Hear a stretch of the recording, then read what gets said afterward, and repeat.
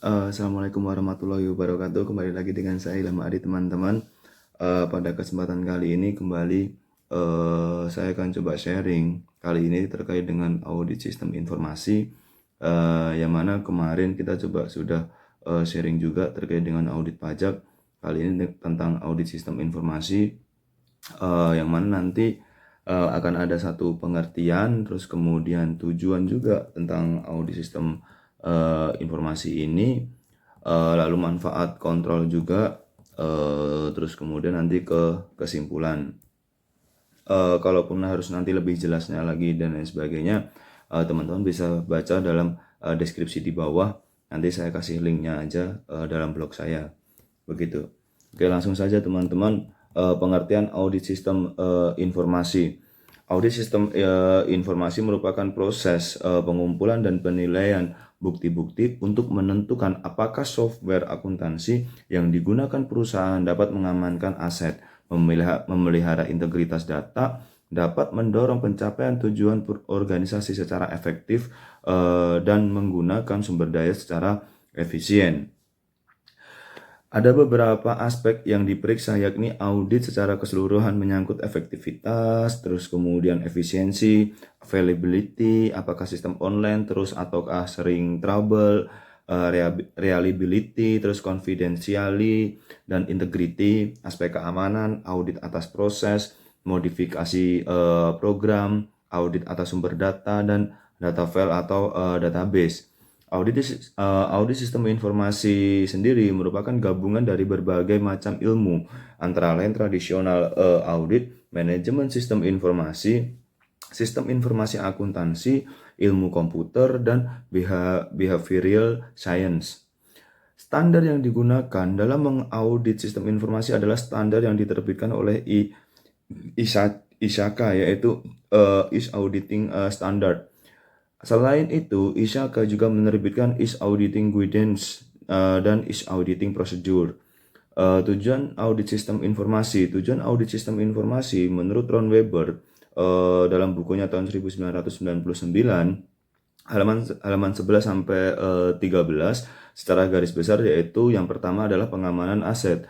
Aset informasi suatu perusahaan seperti perangkat keras, hardware, perangkat lunak, software, sumber daya manusia, file data harus dijaga oleh suatu sistem pengendalian internal yang baik agar tidak terjadi penyalahgunaan aset perusahaan. Dengan demikian, sistem pengamanan aset merupakan suatu hal yang sangat penting yang harus dipenuhi oleh perusahaan. Yang kedua adalah menjaga integritas data. Integritas data atau data integrity adalah salah satu konsep dasar sistem informasi. Data memiliki atribut-atribut tertentu seperti kelengkapan, kebenaran, dan keakuratan. Jika integritas data tidak terpelihara, maka suatu perusahaan tidak akan lagi memiliki hasil atau laporan yang benar, bahkan perusahaan dapat mengalami kerugian.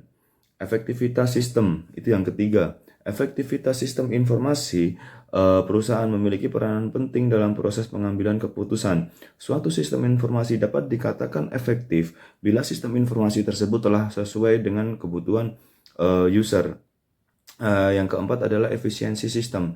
Efisiensi menjadi hal yang sangat penting ketika suatu komputer tidak lagi memiliki kapasitas yang memadai atau harus mengevaluasi apakah efisiensi sistem masih memadai atau harus menambah sumber daya. Karena suatu sistem dapat dikatakan efisien jika sistem informasi dapat memenuhi kebutuhan user dengan sumber daya informasi yang minimal. Ron Weber sendiri mengatakan the need for control audit of computer dalam model tertentu ya. Nanti bisa dilihat di link blog saya di deskripsi nanti. Ada model-modelnya tentang organization, maintenance of privacy, high cost of computer error, terus kemudian value of hardware, software, and personnel, terus kemudian cost of computer abuse gitu. Terus manfaat kontrol dan audit sistem. Faktor-faktor yang mendorong pentingnya kontrol dan audit sistem informasi dalam bukunya Ron Weber juga dalam poin P6 adalah antara lain, untuk yang pertama adalah mendeteksi agar komputer tidak dikelola secara kurang terarah. Yang kedua, mendeteksi risiko kehilangan data. Yang ketiga, mendeteksi resiko pengambilan keputusan yang salah akibat informasi hasil proses sistem komputerisasi salah, lambat, atau tidak lengkap. Yang keempat, menjaga aset perusahaan karena nilai hardware, software, dan personil yang lazimnya adalah tinggi. Yang kelima, mendeteksi risiko error komputer. Yang keenam, mendeteksi risiko penyalahgunaan komputer atau fraud. Yang ketujuh, menjaga kerahasiaan. Yang kedelapan, meningkatkan pengendalian evolusi pengguna komputer.